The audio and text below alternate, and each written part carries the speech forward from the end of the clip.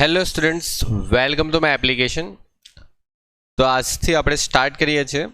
April 2022 એપ્રિલની અંદર જે આવેલું હતું યુનિવર્સિટીનું advance accounting and auditing paper 8 જે રેગ્યુલરના સ્ટુડન્ટ્સને પૂછાયું હતું. ઓકે, તો 50 માર્ક્સનું આ પેપર ટોટલ 2 hours તમને આપવામાં આવેલા હતા અને પેપરની અંદર જે દરેક દાખલા છે તેમાં રકમ થોડી ચેન્જીસ કરીને અને થોડું ફરાઈને પૂછવામાં આવેલું હતું, પરંતુ પેપર ઓલમોસ્ટ ઇઝી હતું.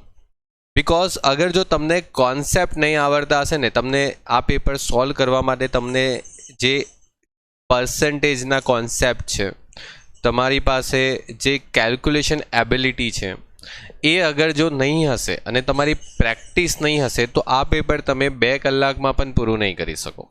અધરવાઇઝ આ પેપર એકદમ શોર્ટ ટાઈમમાં પણ તમે પૂરું કરી શકો છો, એટલું ઇઝી પેપર છે. હું તમને અહીંયા સોલ્યુશન કરાવીશ, પછી તમને ખ્યાલ આવશે કે આ પેપર હાર્ડ હતું કે ઇઝી હતું. ઓકે, બસ તમારા પર્સન્ટેજ કોન્સેપ્ટ અને જે અકાઉન્ટ્સના થોડા ઘણા કોન્સેપ્ટ છે તે વીક હશે તો જ તમને આ પેપરની અંદર તકલીફ આવશે. અધરવાઇઝ પેપર ઇઝી છે. તમે પોતે જ એક વખત સોલ્યુશન બધા જોઈ લેશો પછી ખબર પડશે. જો સૌથી પહેલાં દાખલાની અંદર તમને સવાલ નંબર 1 જે આપવામાં આવેલો હતો, જેમાં તમારે ગમે તે 5 સવાલ લખવાના હતા. ઓકે, 10 માર્ક્સના જે ક્વેશ્ચન હતા, 2 માર્ક્સના ક્વેશ્ચન છે, જેમાં તમારે કોઈ પણ 5 ક્વેશ્ચન લખવાના છે. ફર્સ્ટ ક્વેશ્ચન છે, તેજાનંદ લિમિટેડ તમને નીચેની માહિતી આપે છે. હવે તેજાનંદ લિમિટેડની પાસેથી તમે માહિતી મેળવી કઈ છે, તો જો અંદાજિત ખરીદી આપેલી છે, બધા માસની ખરીદી આપી દીધી અને લેણદારોની શરૂની બાકી આપી દીધી છે. હવે તમને જો આવા ઘણા બધા ક્વેશ્ચન મેં તમને કરાવ્યા છે. 2019ના પેપર જોશો તમે, પછી 19ના બંધો કેટી અને રેગ્યુલરના પેપર જોશો તો તમને ત્યાં આ ટાઈપના દાખલા જોવા મળશે, જ્યાં તમે લેણદારનું ખાતું બનાવો છો. તો આપણે અહીંયા લેણદારનું ખાતું બનાવવાનું છે. લેણદારનું ખાતું ક્યાંથી સ્ટાર્ટ કરશું? એપ્રિલથી. પછી લેણદારનું ખાતું આપણે બનાવવાનું છે મે. પછી લેણદારનું ખાતું બનાવવાનું છે આપણે જૂન. અને પછી લેણદારનું ખાતું બનાવવાનું છે આપણે જુલાઈ. એટલે આપણે ટોટલ 4 મહિનાના લેણદારોના ખાતા બનાવવાના છે. હવે તમે ટીવાય બીકોમ સુધી પહોંચ્યા છે તો તમે દેવાદારનું ખાતું, લેણદારનું ખાતું, આ બધું તો તમે ઓલમોસ્ટ 11th 12th અને FYSYની અંદર તમે કરીને આવતા હોય છે. તો તમારી પાસે એના કોન્સેપ્ટ ક્લિયર હોવા જોઈએ. કારણ કે તમે ટીવાય બીકોમની એક્ઝામ આપો છો તો તમારો પૂરેપૂરો ટેસ્ટ લેવામાં આવશે કે તમારી પાસે જે અત્યાર સુધીનું જે પ્રીવિયસ નોલેજ છે એ કેટલું છે. ઓગસ્ટ માસની શરૂઆતનો સ્ટોક છે નહીં. ઓકે, એટલે કે એપ્રિલ, મે, જૂન, જુલાઈ, પછી ઓગસ્ટ માસની અંદર કોઈ શરૂઆતનો સ્ટોક નથી. ઉપરની માહિતી પરથી એપ્રિલથી જુલાઈ છે. એપ્રિલથી જુલાઈ માસના લેણદારોને ચૂકવેલી રકમની ગણતરી કરો. એપ્રિલ, મે, જૂન, જુલાઈ, બસ એ જ આપણે 4 મંથ આપેલા જ છે. જો એપ્રિલ, મે, જૂન, જુલાઈ. તો જો સૌથી પહેલી બાબત તો અહીંયા હું સ્ટાર્ટ કરીશ કે લેણદારોની શરૂની બાકી ક્યાં આવે? તમને ખબર છે, તો લેણદારની શરૂની બાકી જમા આવે. શરૂની બાકી. હવે આ તમને ખ્યાલ હોય ને તો તમે આગળ વધી શકો. હવે ઘણા બધા છોકરાઓને એક્ઝામમાં એ જ નથી ખબર કે સર લેણદારોની બાકી કેવી હોય, શરૂની બાકી. તો એ તમારી માટે પછી પ્રોબ્લેમ કરશે. તો લેણદારોની શરૂની બાકી દરેક મહિનામાં આપણે અહીંયા જ આવવાની છે. ઓકે, તો આપણે એને કોપી પેસ્ટ કરી લઈએ. હવે દરેક મહિનાની લેણદારોની જે બાકી છે ને એ તમને આપવામાં આવેલી છે. જો 22,500 પહેલા મહિનામાં આપવામાં આવેલી છે, એના પછીના મહિનામાં 45,000 આપવામાં આવેલી છે, એના પછીના મહિનામાં 90,000 આપવામાં આવેલી છે, અને તેના પછીના મહિનામાં 67,500 મતલબ 67,500 આવી રીતે આપવામાં આવેલી છે. દરેક મહિનાની શરૂની બાકી આપવામાં આવેલી છે. હવે તમને છેવટની બાકી ખબર હોવી જોઈએ.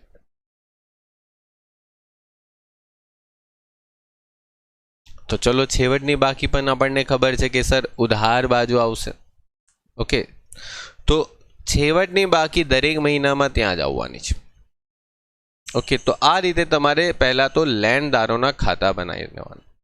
અને તમને હવે જો છેવટની બાકી નથી આપી તો છોકરાઓ એક વસ્તુ તો બધું ક્લિયર છે તમને કે તમે જે મહિનામાં છેવટની બાકી લખો ને એ તેના આગળના મહિનામાં કઈ બાકી બની જાય? શરૂની બાકી બને. આવું તો આપણે એકાઉન્ટ જ્યારથી ભણવાનું સ્ટાર્ટ કરીએ છીએ ને ત્યારથી સમજીએ છીએ. તો અહીંયા આવશે 45,000. ઓકે, પછી અહીંયા જે છેવટની બાકી આવશે ને તે જ એના પછીના મહિનામાં શું આવશે? શરૂની બાકી આવશે. એટલે અહીંયા આવશે આ 90,000 રૂપિયા.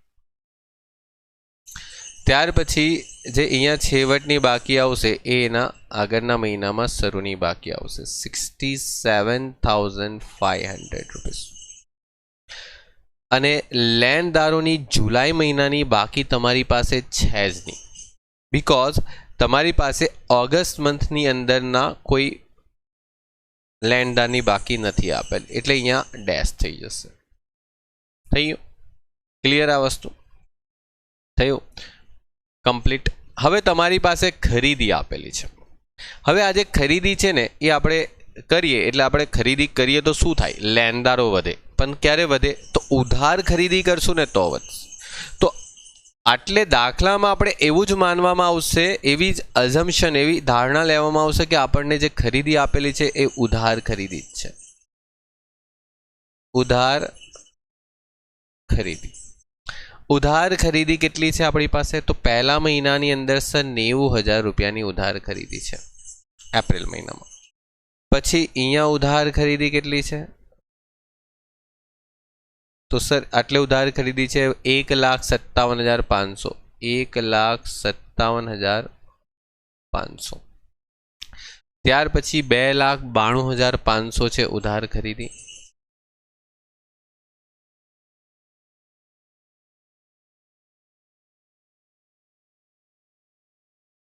અને ત્યાર પછીની જે ઉધાર ખરીદી છે છોકરાઓ એ 2,25,000 છે.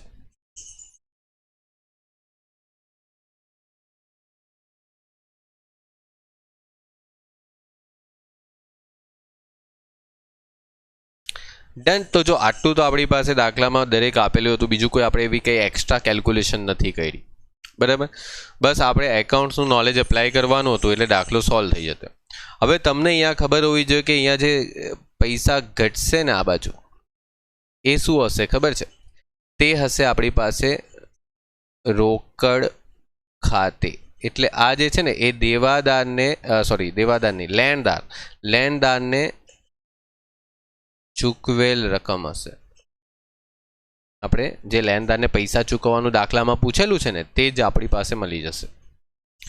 એટલે જો અહીંયા ટોટલ કરશું તો ટોટલ આવશે 1,12,500. અને 1,12,500નું જે ટોટલ છે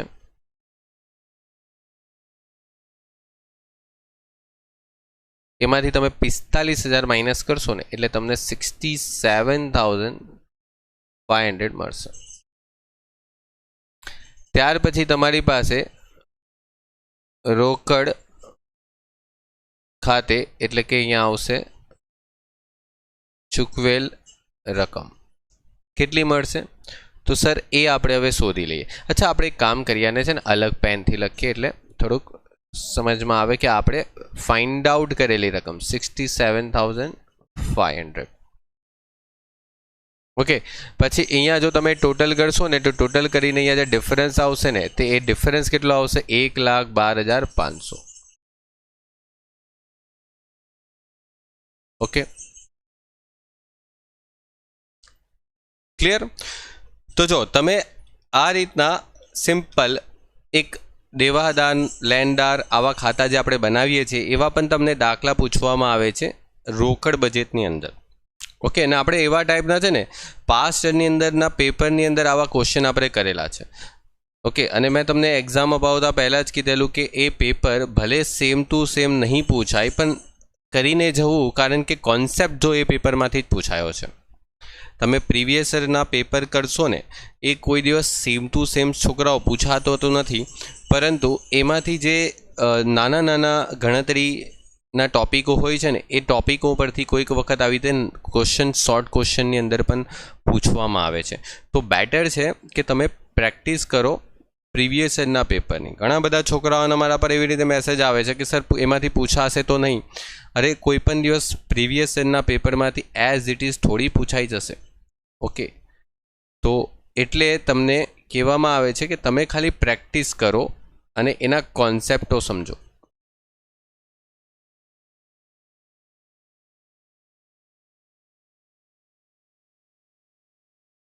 થઈ ગયું?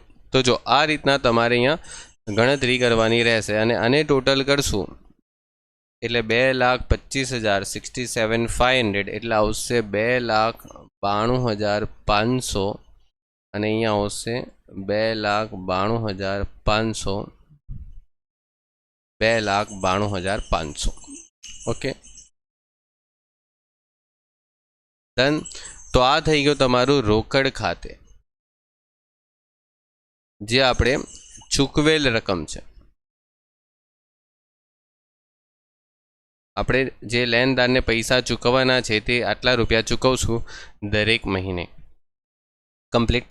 જોઈ લો. આગળ વધીએ નેક્સ્ટ ક્વેશ્ચન પર. ચાલો, તો જો એના પછી એક બીજો ક્વેશ્ચન છે જેમાં તમને એક વિવેકાનંદ લિમિટેડની માહિતી આપવામાં આવેલી છે અને તમને સ્ટોક ચલણ અને શરૂઆતનો સ્ટોક તમને આપવામાં આવેલો છે. હવે સ્ટોક ચલણ શરૂઆતનો સ્ટોક આવો જો ટોપિક આવે ને એટલે તમારે તો પહેલી વસ્તુ કે સેમિસ્ટર 5ની અંદર જે તમે રેશિયો એનાલિસિસ એટલે કે ગુણોત્તર વિશ્લેષણવાળું જે ચેપ્ટર કરેલું હતું તે તમને ખબર હોવી જોઈએ, એના કોન્સેપ્ટો ખબર હોવા જોઈએ. તો જેમ કે ઓગસ્ટ, સપ્ટેમ્બર અને ઓક્ટોબર તમારી પાસે સ્ટોક ચલણ દર છે છોકરાઓ. ઓકે, અને તમારી પાસે શરૂઆતનો સ્ટોક છે. હવે તમે જ્યારે 5મા સેમિસ્ટરમાં હશે ત્યારે તમે એક આવી રીતે ગણતરી કરતા હતા કે સ્ટોક ચલણ દરનો મતલબ શું થાય? તો અહીંયા આવશે વેચેલ માલની પડતરના છેદમાં સરેરાશ સ્ટોક. અને આપણને સરેરાશ સ્ટોક શોધતા તો આવડે જ છે. અને સરેરાશ સ્ટોક છે ને એ શરૂનો સ્ટોક વત્તા આખરનો સ્ટોક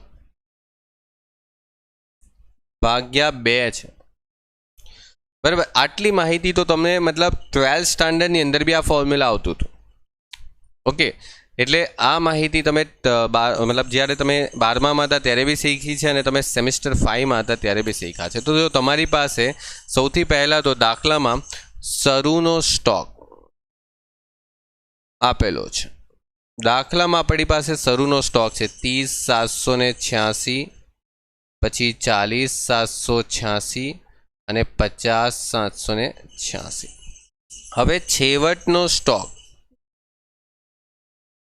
કારણ કે આપણે સરેરાશ સ્ટોક શોધવાનો છે, સરેરાશ સ્ટોક શોધશું પછી આપણે સ્ટોક ચલણ દર બી આપેલો છે એટલે આપણી પાસે વેચેલ માલની પડતર મળી જશે. જો તમે જોશો ને તો આપણી પાસે શરૂનો સ્ટોક મળી છે, આખરનો સ્ટોક બી છે, સરેરાશ સ્ટોક શોધશું. હવે સરેરાશ સ્ટોકને આપણે સ્ટોક ચલણ દર સાથે જો ગુણાકાર કરશું ને છોકરાઓ તો આપણે વેચેલ માલની પડતરનો આન્સર મળી જશે. બરાબર, તો જો તમારી પાસે શરૂનો સ્ટોક છે, સર છેવટનો સ્ટોક કઈ રીતે લાવશું? તો જો સમજો કે જે મહિનાનો શરૂનો સ્ટોક હોય ને એ એના પહેલાંના મહિનાનો આખરનો સ્ટોક હોય. બરાબર, એટલે કે આ જે છે ને એના પહેલાંના મહિનાનો આખરનો સ્ટોક હશે 786 અને આ જે છે ને એના પહેલાંના મહિનાનો આખરનો સ્ટોક હશે. કારણ કે એક મહિનાનો છેવટનો સ્ટોક બીજા મહિનાની અંદર જ તો શરૂનો સ્ટોક બનશે, એમાં કોઈ બદલાવ થોડી આવશે. બરાબર, તો આ તો કોન્સેપ્ટ ક્લિયર છે. હવે તમે આનું ટોટલ કરશો ને તો તમારી પાસે જે મળશે આનું કોઈ જરૂર નથી. આપણી પાસે આનું આપણે મળશે કે કુલ સ્ટોક શરૂનો વત્તા છેવટનો. ઓકે, તો આ જે તમને મળશે એનું ટોટલ શું આવશે? તો જો આનું ટોટલ આવશે 71572 અને બીજાનું ટોટલ આવશે 91572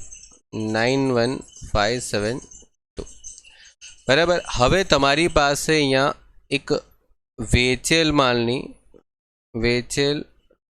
માલની પડતર શોધવાનો બહુ મસ્ત એક ઓપ્શન છે. તમે જો સમજો અહીંયા કે તમારી પાસે વેચેલ માલની પડતર આ ફાઇન્ડ કરવાનું છે, આપણે શોધવાનું છે છોકરાઓ, આપણે શોધવાનું છે. તો આપણી પાસે સ્ટોક ચલન દર છે, આપણી પાસે સરેરાશ સ્ટોક છે. જો આ બંનેને આપણે ગુણાકાર કરીએ ને તો આપણને વેચેલ માલની પડતર મળી જશે. ઓકે, તો વેચેલ માલની પડતર મળી જશે, પણ આપણે એના માટે સરેરાશ સ્ટોક પહેલાં શોધવો પડશે. આપણી પાસે તો અત્યારે કુલ સ્ટોક છે, તો અહીંયા આપણે લખશું સરેરાશ સ્ટોક. તો જે તમે આ ઉપર કુલ સ્ટોક શોધો ને એના ભાગ્યા શું કરી દેશું 2, એટલે કુલ સ્ટોક ભાગ્યા 2, એટલે તમારી પાસે સરેરાશ સ્ટોક મળી જશે 71572 ડિવાઈડ બાય 2, એટલે આવશે 35786. અને અહીંયા 91572 ડિવાઈડ બાય 2 એટલે 45786. હવે વેચેલ માલની પડતર શોધવી છે તો તમારે શું કરવાનું, સરેરાશ સ્ટોક ગુણ્યા શું કરવાનું રહેશે ખબર છે, ચલન દર. એટલે તમારી પાસે જે ચલન દર છે ને આ 7 અને 8 એને છે ને આની સાથે ગુણાકાર કરીએ, અને 7 સાથે ગુણાકાર કરીએ ને અને આને 8 સાથે ગુણાકાર કરીએ, બરાબર. તો જો 35786 ગુણ્યા 7 એટલે તમને મળશે 502 છે. ઓકે, 250 અને 502 અને 45786 ઇન્ટુ 8 કરશું એટલે તમને મળશે 366288. થઈ ગયું? ક્લિયર? હવે આગળ વધીએ તો આપણે શું કરવાનું છે, તો જો છોકરાઓ આપણે વેચેલ માલની પડતરમાં આપણે શું કરવાનું, કાચો નફો ઉમેરી દઈએ, બરાબર. તો કાચો નફો જો પડતરમાં ઉમેરવામાં આવે ને તો શું મળે, કુલ વેચાણ મળે. હવે તમારી પાસે કાચા નફાનો દર જે છે ને 1/3 આપેલો છે. હવે કાચા નફાનો દર જે હોય ને, કાચા નફાનો દર, જેમ કે તમને પૂછવામાં આવે કે કાચો નફો દર, તો શું આવે, કાચો નફો ભાગ્યા વેચાણ ગુણ્યા 100. કાચો નફો વેચાણ ભાગ્યા કરીને પછી ગુણ્યા 100 કરતા હતા. આ પણ આપણે સેમિસ્ટર નંબર 5 ની અંદર શીખી ગયા છે. ઓકે, તો હવે દાખલામાં આપણી પાસે જે કાચો નફાનો દર આપે ને હંમેશા વેચાણ પર જ હોય. એટલે વેચાણ પર તમારો કાચો નફો કેટલો ભાગ છે, 1/3 ભાગ છે. હવે આપણી પાસે તો વેચાણ જ નથી, એટલે કે આ વેચાણ હતે ને આ વેચાણના કેટલા ટકા કરવાના છે, 1/3 ભાગ કરવાના છે, એવું તમને દાખલામાં કીધેલું છે. તો વેચાણના 1/3 ભાગ હોય એટલે કે 33.33% થાય. હવે આ વસ્તુ આપણે ઘણી વખત મેં તમને મારા રેગ્યુલર લેક્ચરની અંદર શીખવાડવામાં આવેલી છે કે આ વસ્તુ તમને નહીં આવડશે ને છોકરાઓ તો ડેફિનેટલી પેપરમાં તકલીફ આવશે જ, બરાબર. આ વસ્તુ શીખવી જ પડશે, આજે નહીં તો કાલે કોઈ ગવર્મેન્ટ એક્ઝામ બી આપશો ને તેની અંદર આ વસ્તુ પૂછાય જ છે અલગ અલગ ટોપિકની અંદર. તો તમારી પાસે અહીંયા સ્ટોક ચલન દર તો ચલો છે જ. ઓકે, સ્ટોક ચલન દર તો આપણે ગુણાકાર કર્યું, વેચેલ માલની પડતર મળી. હવે તમારે શું કરવાનું છે કે તમારી પાસે વેચેલ માલની પડતર પર કાચા નફાનો દર કેટલો હશે, તો 1/2 હશે. હવે આ 1/2 નો મતલબ થાય છોકરાઓ 50% બી બોલી શકાય, કારણ કે આ છે ને 33.33% છે. એક જ બાબત છે બધી, બસ ખાલી લખવાની મેથડ અલગ છે, બરાબર. બાકી બધું એક જ જેવું છે, બસ ખાલી તમને કહીને કે કન્ફ્યુઝ કરવા માટે આપવામાં આવે આવી રીતના. ટેકનિકલ ટર્મ અને ટેકનિકલ કેલ્ક્યુલેશન તમને જો ખબર નહીં હશે ને તો તમને પેપર અઘરું જ લાગશે. આ થઈ ગયું. અને જો એ જ રીતે અહીંયા પણ 1/2 કરી દઈએ એટલે 3,66,288 ભાગ્યા 2 કરશું ને એટલે અહીંયા આવશે 1,83,144 બરાબર. એટલે તમને અહીંયા જે રકમ મળશે એટલે 549,432 આ તમારું કુલ વેચાણ થઈ ગયું છોકરાઓ. સમજાયું? આ કુલ વેચાણ થઈ ગયું.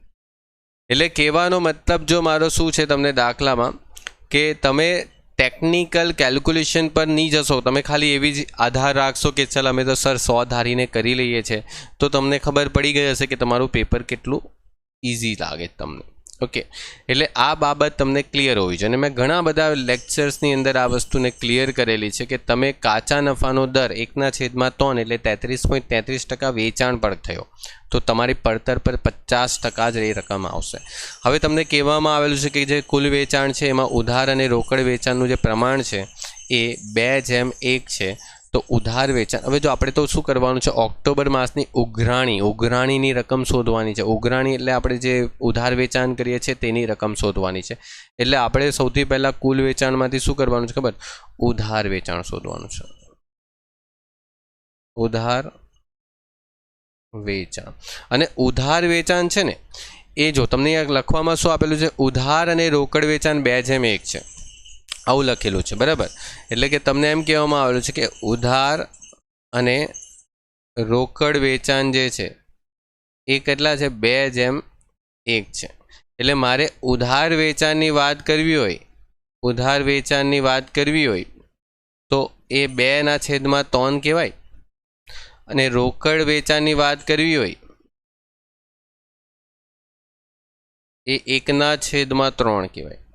બરાબર. તો આ વસ્તુ બી તમને ક્લિયર હોવું જોઈએ. આ તો આપણે 12મા ધોરણથી કરીએ છીએ. તો 2/3 એટલે કે તમારી પાસે જે રકમ છે કુલ વેચાણની 3,75,753 એના તમે 2/3 કરશો ને એટલે પાછા તમને 2,50,502 અને 3,66,288. હવે તમારે શોધવાની છે કે સર ઓક્ટોબર માસ માટે ઉઘરાણીની રકમ. હવે આ ઉઘરાણીની રકમ ઓક્ટોબર માસ માટે શોધવાની છે, પણ તમને કહેવામાં આવેલું છે કે ઓગસ્ટ માસમાં જેટલું પણ આપણે વેચાણ કરીએ છીએ ને છોકરાઓ એના 50% પૈસા વેચાણ પછીના મહિનામાં મળશે. એટલે કે તમારી પાસે જે ઓગસ્ટ માસનું વેચાણ છે એના 50% પૈસા સપ્ટેમ્બરમાં મળશે. એટલે 50% સપ્ટેમ્બરમાં મળશે અને બાકીના 50% ઓક્ટોબરમાં મળશે. એટલે 50% ઓક્ટોબરમાં મળશે. એટલે આપણને 50% ઓક્ટોબરમાં મળશે. ઓકે, તો 2,50,502 50% એટલે આવશે 1,25,251. આ થઈ ગયું ઓક્ટોબર માસમાં આપણી પાસે જે રકમ મળશે તે. પછી સપ્ટેમ્બર માસની વાત કરીએ તો સપ્ટેમ્બર માસમાં 3,66,288 સપ્ટેમ્બરના 50% પૈસા ક્યાં મળશે? તો ઓક્ટોબરમાં. તો સપ્ટેમ્બર માસ જે છે એના 50% પૈસા ઓક્ટોબરમાં મળશે. એટલે 1,83,144 અને બાકીના પૈસા ઓક્ટોબર પછી નવેમ્બરમાં મળશે, જેની આપણી કોઈ ગણતરીની જરૂરત નથી. ઓકે, તો આપણને અહીંયા રકમ મળશે 3 લાખ. ઓકે, આ આપણી પાસે રકમ આવી ગઈ 3,08,395. આટલા રૂપિયા આપણે ઉઘરાણી તરીકે કરશું ઓક્ટોબર માસની અંદર. કમ્પ્લીટ. આગળ વધીએ. નેક્સ્ટ તમને દાખલામાં પૂછવામાં આવેલું છે સમતુત બિંદુનો. બરાબર. એટલે કે મહાવીર લિમિટેડની નીચેની માહિતી મળે છે. સલામતી ગાળો. ઓકે, સલામતી ગાળો આપેલો છે. ફાળો ગુણોત્તર એટલે પીવી ગુણોત્તર થાય. મુદ્દતી પડતર. છોકરા, મુદ્દતી પડતર એટલે કે સ્થિર ખર્ચ થઈ જાય. બરાબર. બસ ખાલી તમને અહીંયા ટર્મ બદલી નાખ્યો એનો. તમારે વર્તમાન વેચાણ શોધવાનું છે અને તમારે બીજું શોધવાનું છે વર્તમાન નફો. સિમ્પલ દાખલો છે. બસ તમને થોડા કોન્સેપ્ટો ખબર હશે તો દાખલો ક્લિયર થઈ જશે. ચલો, સૌથી પહેલાં તો જો એવું નથી કે વેચાણ શોધવાનું છે એટલે વેચાણ શોધવા પાછળ જ લાગી જવું. બરાબર. આપણે પહેલાં તો દાખલાની જે માહિતી છે ને એને કલેક્ટ કરો અને એનાથી પહેલાં કન્ક્લુઝન પર પહોંચો કે આપણને જે આપેલું છે એ શોધવા પાછળ બીજી કઈ વસ્તુ શોધવી પડશે. મતલબ વર્તમાન વેચાણ ને નફો. એવું નથી કે ડાયરેક્ટ તમે વર્તમાન નફો મતલબ વર્તમાન વેચાણ અને નફો ડાયરેક્ટ શોધી લેશો. નહીં, એવું થશે જ નહીં આ ચેપ્ટરમાં. તમારે એના માટે કોઈ બીજી માહિતી બી શોધવી પડશે. તમને જે આપેલું છે તે તો શોધવાનું જ છે, પરંતુ કોઈ ગુપ્ત માહિતી પણ હોય છે જે શોધવી પડશે દાખલામાં. જેમ કે જો તમને દાખલામાં સલામતી ગાળો આપેલો છે, તમને દાખલામાં મુદ્દતી પડતર આપેલી, તો તમે છે ને સમતુત બિંદુ શોધવું પડશે. સમતુત બિંદુ. ઓકે, સમતુત બિંદુ તમે શોધશો ને એટલે સમતુત બિંદુનું સૂત્ર શું આવશે? તો બોલે કે સર સ્થિર ખર્ચા ભાગ્યા પીવી ગુણોત્તર.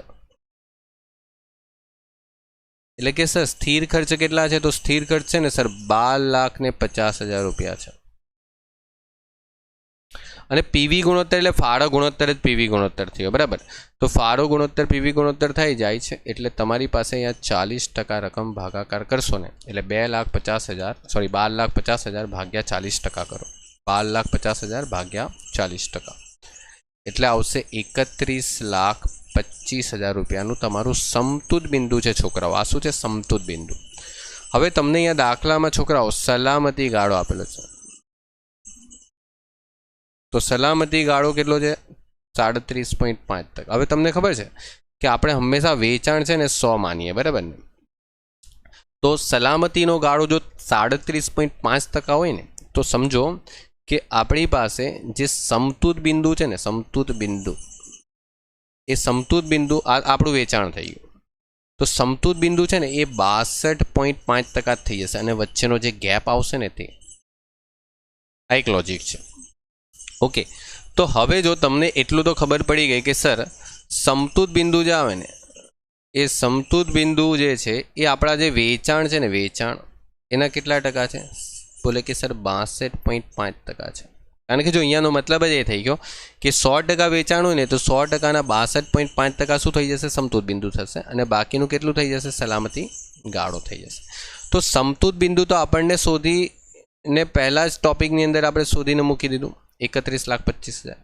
હવે સર આપણી પાસે વેચાણ તો છે નહીં, તો વેચાણ છે નહીં તો 62.5% ભાગાકારમાં લઈ જશું. કારણ કે જો દાખલામાં કહેવામાં એમ આવે છે કે સલામતી ગાળો 37.5% છે એટલે સમજો તમે જેટલું પણ વેચાણ કરો છો ને એના 37.5% સલામતી ગાળો છે. તો બીજું એનો મતલબ એમ થઈ ગયો કે 62.5% વેચાણના શું હશે? સમતુત બિંદુ હશે.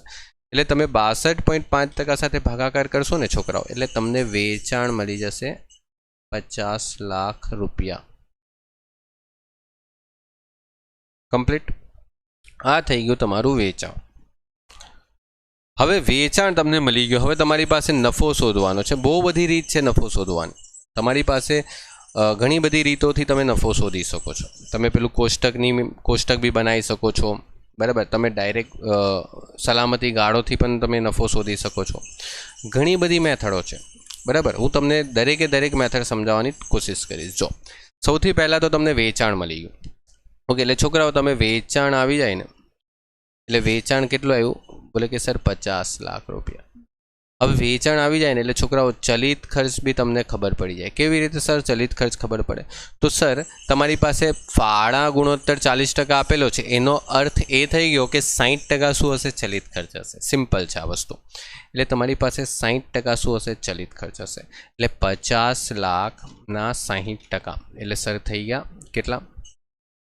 30 લાખ. હવે 30 લાખ સર બાદ કરું ને એટલે 30 લાખ બાદ કરવાથી સર મને 20 લાખ રૂપિયા મને ફાળો મળશે. અને જો ફાળો કેટલા ટકા છે? 40%. તો જો 50 લાખના 40% કરશો તો બી તમને આન્સર મળી જશે 20 લાખ. માઇનસ કરીએ ને સર સ્થિર ખર્ચા. તો સ્થિર ખર્ચા કેટલા હતા ખબર છે?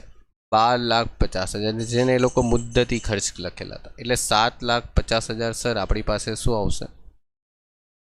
નફો આવશે. પતી ગયું. પહેલી મેથડ. બીજી મેથડ બતાવો તમને.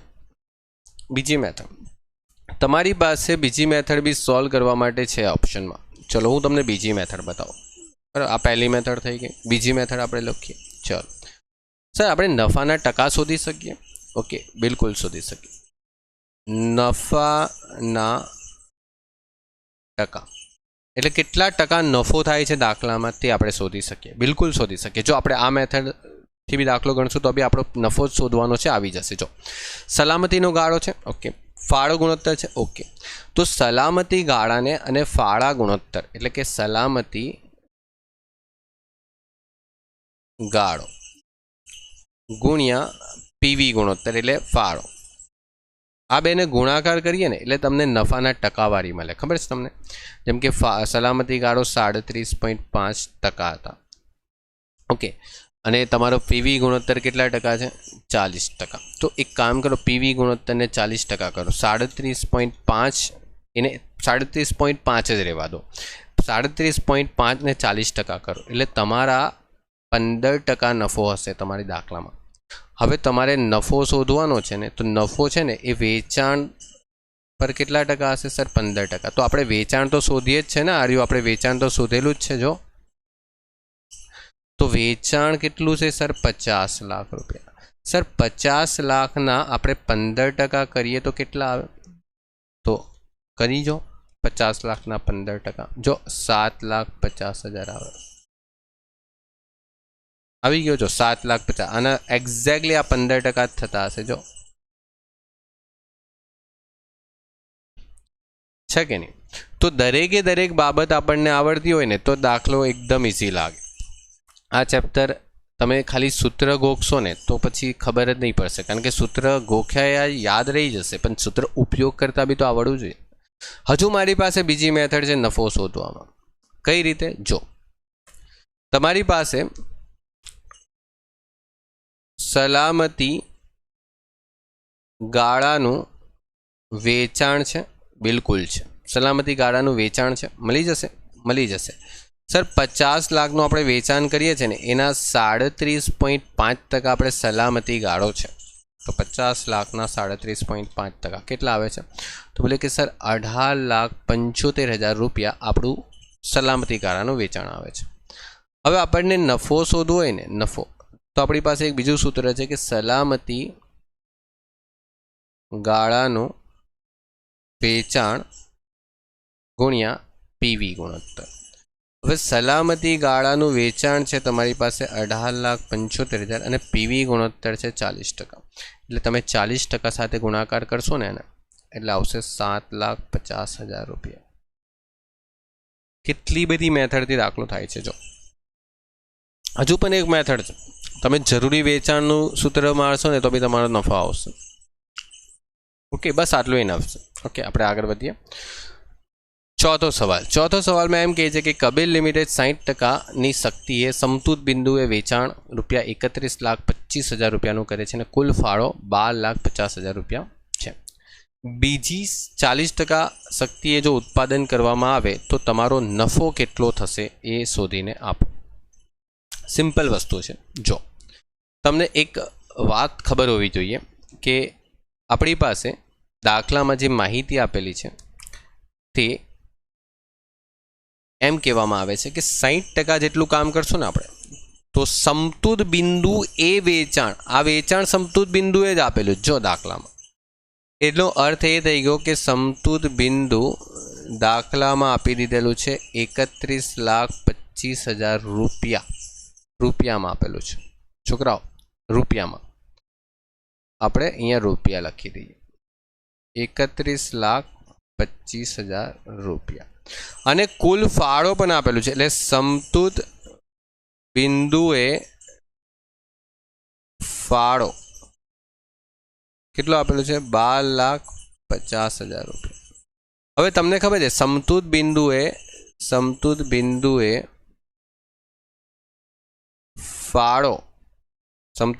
ફાળો જે હોય ને એ સ્થિર ખર્ચ જ હોય. સમતૂત બિંદુએ ફાળો એ સ્થિર ખર્ચ હોય. સમતૂત બિંદુએ ફાળો એટલે સ્થિર ખર્ચ. આ યાદ રાખો, કોઈ વખત કામ આવે છે આ કોન્સેપ્ટ પર. હવે આપણી પાસે સમતૂત બિંદુએ વેચાણ છે, સમતૂત બિંદુએ 31,25,000નું વેચાણ થાય છે. ઓકે, અને સમતૂત બિંદુએ ફાળો બી આપેલો છે. તો આપણને દાખલામાં પીવી ગુણોત્તર મળી જશે. જો પીવી ગુણોત્તરનું સૂત્ર શું છે કે ફાળો હવે આપણી પાસે ફાળો જે છે ને એ સમતૂર બિંદુએ છે, તો આપણી પાસે નીચે જે ભાગાકારમાં હોય વેચાણ એ બી સમતૂર બિંદુનું વેચાણ લેવું પડશે, કારણ કે ઉપર ફાળો બી વેચાણ પર છે, મતલબ ફાળો સમતૂર બિંદુનો છે અને તમારી પાસે વેચાણ બી સમતૂર બિંદુનો જ છે. તો તમારી પાસે 12,50,000ની જે રકમ છે એમાં 31,25,000 ભાગાકાર કરીને ગુણ્યા 100 કરશો ને, એટલે 12,50,000 ભાગ્યા 31,25,000 ગુણ્યા 100 કેટલા આવે છે છોકરાઓ? 40% આવે છે. એટલે આપણે 40% પીવી ગુણોત્તર કમાઈએ છીએ. હવે તમને દાખલામાં એમ કહે છે કે આપણે ખાલી 60% એ કામ કરીએ છીએ. એનો અર્થ એ થઈ ગયો કે આપણું કુલ વેચાણ જે છે ને, આપણી બોલે ને કે કુલ વેચાણ બી નહીં, આપણી સંપૂર્ણ શક્તિ જે કહે ને કે આપણી પૂર્ણ શક્તિ એક કામ કરીએ, આપણે વેચાણ નહીં લખીએ, પૂર્ણ શક્તિ લખીએ. પૂર્ણ શક્તિએ જો કામ કરીએ ને તો આપણે 100% કામ કરી શકીએ, પરંતુ એ લોકો અત્યારે કેટલા ટકા કામ કરીએ છીએ? 60%. આ 60% કામ કરીએ છીએ ને અને સમતૂર બિંદુ આપણે હાસિલ કરીએ છીએ. તો આપણી પાસે અત્યારે છે ને 60% સમતૂર બિંદુ, એટલે કે સમજો કે આપણું સમતૂર બિંદુ 60% એ પૂરું થઈ જાય છે. ઓકે, એટલે આપણી પાસે જે સમતૂર બિંદુ છે, ઓકે, એ આપણને 60% મળે છે. તો સમજો 100% શક્તિ છે, 60% સમતૂર બિંદુ છે, તો બાકી જે બચ્યા 40% એ શું બચશે? એ સલામતીનો ગાળો બચશે.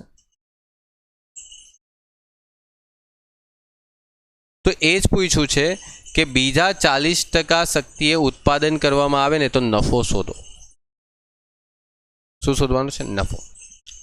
તો બસ છોકરાઓ ખાલી એટલું નક્કી કરી લો કે આપણે 60% જેટલું વેચાણ કરીએ છીએ ને, 60%માં કેટલું વેચાણ કરીએ છીએ? સર 31,25,000 રૂપિયાનું આપણે 60% એ વેચાણ કરીએ છીએ, એવું તમને દાખલામાં આપેલું છે. 60%નું સમતૂર બિંદુ, એટલે એમ બી કરી શકાય કે સમતૂર બિંદુ 31,25,000 છે.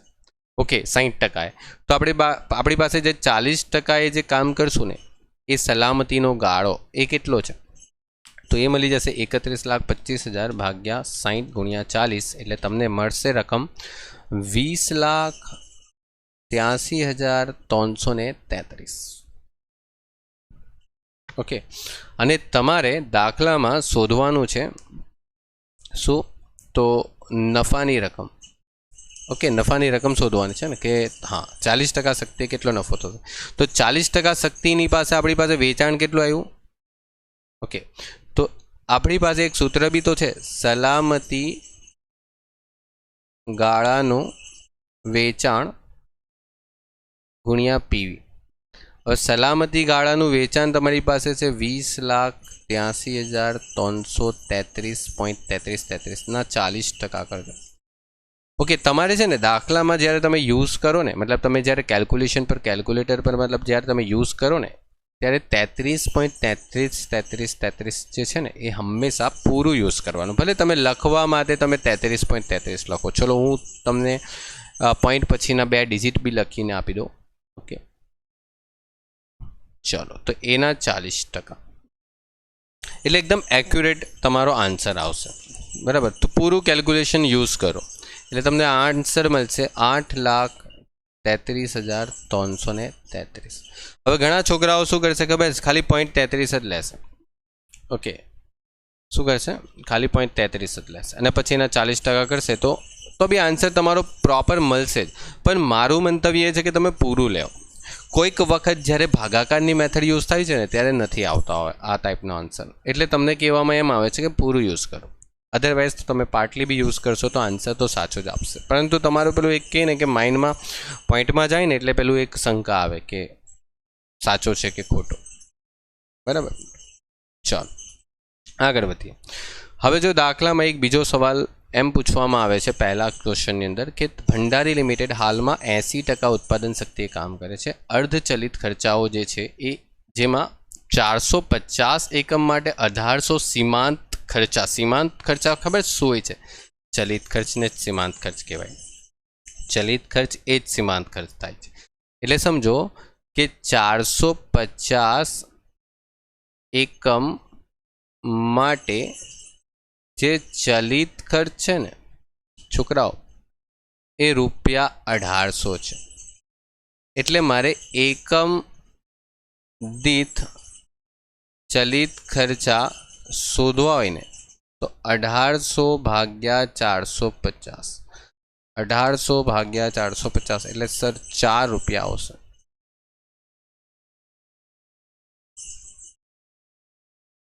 ₹4 એકમ દીઠ. હવે તમને એમ કહેવામાં આવેલું છે કે અર્ધચલિત ખર્ચાઓ છે ને 2,97,000 છે. ઓકે, એ 80% છે, એટલે 80% કામ કરશો તો 2,97,000 રૂપિયાનો ખર્ચો થશે. હવે દાખલામાં એમ કહે છે કે તમારે 96%ની ઉત્પાદન શક્તિએ 43,200 એકમ અર્ધચલિત ખર્ચાઓ શોધવાના છે. તો સવાલ એ છે કે સર આપણને તો 96% કેટલા એકમ બને છે ને તે ખબર છે, આપણી પાસે 80%ના એકમ નથી ખબર. આપણે 80% જે કામ કરીએ છીએ ને એકમ નથી ખબર. તો આપણે શું કરશું, આપણી પાસે 96% માટે કેટલા એકમ બને છે એ આપણને ખબર છે, 43,200. તો હું છે ને 100%ના એકમ હંમેશા શોધવાની એક આદત રાખું છું. ઓકે, ઘણા છોકરાઓ ડાયરેક્ટ અહીંયાથી 80% શોધે છે, કોઈ વાંધો નથી, આન્સર તો આવશે જ, બરાબર. પરંતુ મારી જે મેથડ છે એમાં મેં હંમેશા 100%ને શોધવાની એક આદત રાખું છું, બરાબર. તો 100% એટલે કે 43,200 છે ને એ 96%ના છે. તો 96%માંથી તમારે 100%ના શોધવા હોય ને છોકરાઓ તો એકદમ ઇઝીલી તમારો જવાબ આવી જાય. ભાગ્યા તમે 96% કરશો ને એટલે તમને 100%ના જે આન્સર છે ને એના પર પહોંચી જશો, 45,000 એકમ. ઓકે, એનો અર્થ એ થઈ ગયો કે તમે હવે 80% કામ કરશો તો કેટલા એકમ બનશે, તો 36,000. બરાબર. જો કરી જો કે મારે હવે 80%એ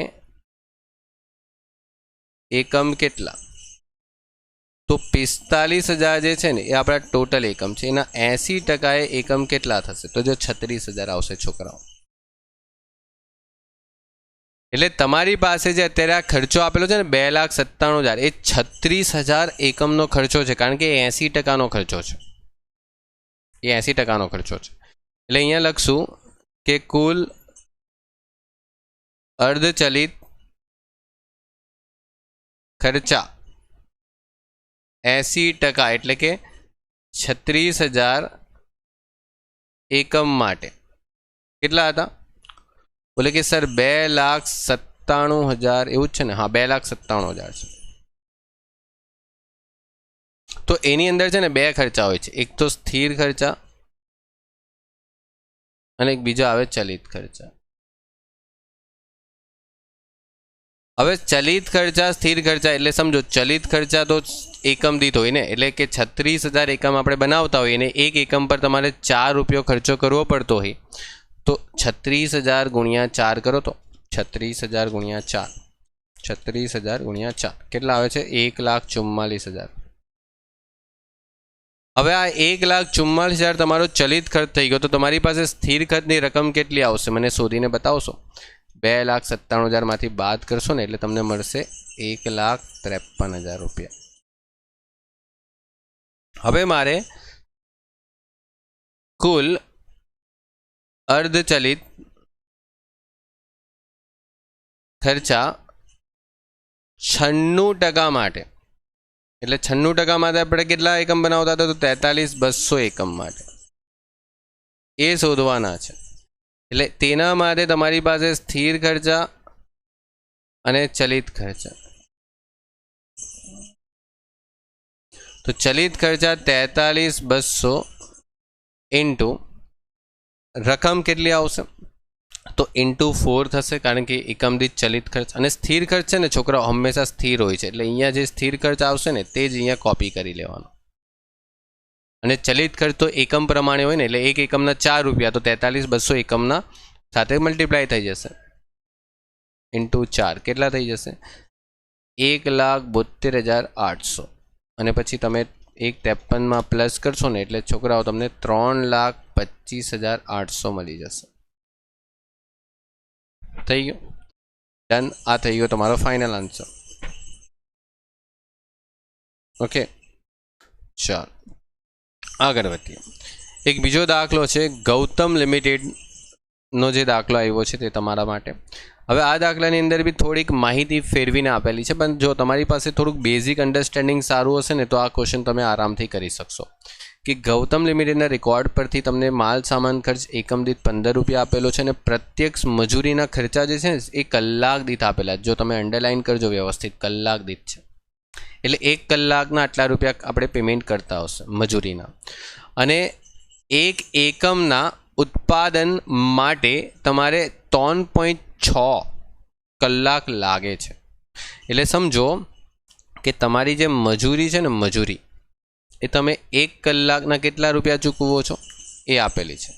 ઓકે, મજૂરી જે છે એ 5.625 ઓકે 1 કલાક દીઠ છે. અને 1 એકમના તમને કેટલા કલાક લાગે છે? તો 1 એકમ બનાવવા માટે 3.6 કલાક લાગે છે. તો 1 એકમની મજૂરી કેટલી થશે? 1 એકમની મજૂરી કેટલી થશે? તો એકમ દીઠ મજૂરી, કારણ કે તમને જે મજૂરી આપેલી છે ને એ કલાક દીઠ છે, એકમ દીઠ નથી. તો સમજો 1 એકમના તમને 3.6 કલાક લાગે છે. ઓકે, અને 1 કલાકની તમે જે મજૂરી ચૂકવો છો એ 5.625 છે. તો તમને અહીંયા એટલું ખબર તો પડી જશે ને કે કેટલા રૂપિયા આપણે 1 એકમના ચૂકવતા હશે. તો 1 એકમની જે મજૂરી છે ને એ 20.25 થતી હશે 1 એકમ દીઠ. આ જે આવશે ને એ એકમ દીઠ આવશે. થયું ને? હવે તમારી પાસે જે દાખલામાં માહિતી છે ને એ જો તમને શું આપેલી, 112% ઉત્પાદન શક્તિ એ છે ને એ આપણે પ્રત્યક્ષ મજૂરી આટલા રૂપિયા થાય છે, 112%. તો મેં તમને હંમેશા એક જ વસ્તુ કહું છું, હું 100%ની શોધવાની હંમેશા આદત રાખું છું. 100% ક્ષમતા માટે, 100% ક્ષમતા માટે. તો 100% ક્ષમતા માટે તમારી પાસે જે મજૂરીના શું કહે છે કે યુનિટ્સ છે એ આપણે શોધવા પડશે. તો જો એક કામ કરીએ, 100% ક્ષમતા માટે આપણે એકમ શોધી. 1 સેકન્ડ, પહેલાં તો આપણે થોડુંક આમાં ચેન્જ કરવું પડશે. 1 સેકન્ડ, આપણે એકમ શોધીએ ને. પહેલાં તો 112%ની ક્ષમતા માટે એકમ. હવે જો તમારી કુલ મજૂરી કેટલી થાય છે? તો 63,78,750 રૂપિયા મજૂરી ચૂકવી તમે. પરંતુ 1 એકમના મજૂરી કેટલા ચૂકવશો? 20.25. એટલે 63,78,750 ભાગ્યા 20.25 કરીએ ને એટલે આપણે કેટલા એકમ બનાવશું ને 112%ની ક્ષમતા એ મળી જશે. એટલે આપણે જે એકમ બનાવ્યા હશે ને 112%ની ક્ષમતાએ તે આપણે 3,15,000 એકમ બનાવ્યા હશે. તો જો 3,15,000 એકમની સાથે તમે આ એકમ દીઠ મજૂરીને ગુણાકાર કરશો ને તો જ તમારો રકમ આવશે 63,78,750. હવે તમારે 100%ની ક્ષમતા માટે એકમ શોધી લેવાના. કે તમારી પાસે જે અત્યારે એકમ છે ને એ એકમ 112%ની ક્ષમતાના છે. તો આપણે જેટલા ટકાના તમને એકમ આપ્યા છે ને એટલા ટકા સાથે ભાગાકાર કરો ને એટલે તમને જે રકમ મળે ને હંમેશા એ 100%ની જ રકમ મળે. ને આ કોન્સેપ્ટ મેં શીખવાડેલું છે ને મેં કીધેલું છે, આ કોન્સેપ્ટ જો તમને એક્ઝામમાં ઘણો કામ લાગશે. તમે 100 ધારીને બધી વસ્તુ કામ નહીં કરી શકો, નાના છોકરા નથી રહ્યા હવે. ઓકે, તો જ્યાં મેથડ તમારે પ્રોપર યુઝ કરવાની હશે ત્યાં જો તમે પ્રોપર મેથડ યુઝ નહીં કરશો તો તમને દાખલો તો હાર્ડ લાગશે. પછી મેથડ બહુ ઇમ્પોર્ટન્ટ છે છોકરાઓ. તમે મેથડ કઈ ગણો છો અને કઈ મેથડ તમને ઇઝીલી દરેક વખતે કામ લાગશે એવી તમારી ટેકનિક્સ હોવી જોઈએ. ઉપરની માહિતી પરથી તમારે 96% અને 110%ના એકમો શોધવાના છે. તો બસ તમારી પાસે 100%ના એકમ તો મળી ગયા. હવે 96% એકમ તમારે શોધવાના છે. તો 2, 81, 250 અને બીજા કેટલા ટકા શોધવાના છે? 110%. તો 110% એકમ. તો જો તમારી પાસે એક વખત 100% એકમ આવી જાય પછી તો તમારે ગમે તેટલા ટકાના શોધી શકાય ને. 96% કરી લેવાના અને અહીંયા 110% કરી લેવાના.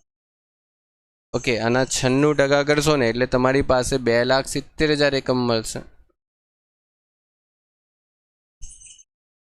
અને એટલે 110% કરશો એટલે 309375 એકમ.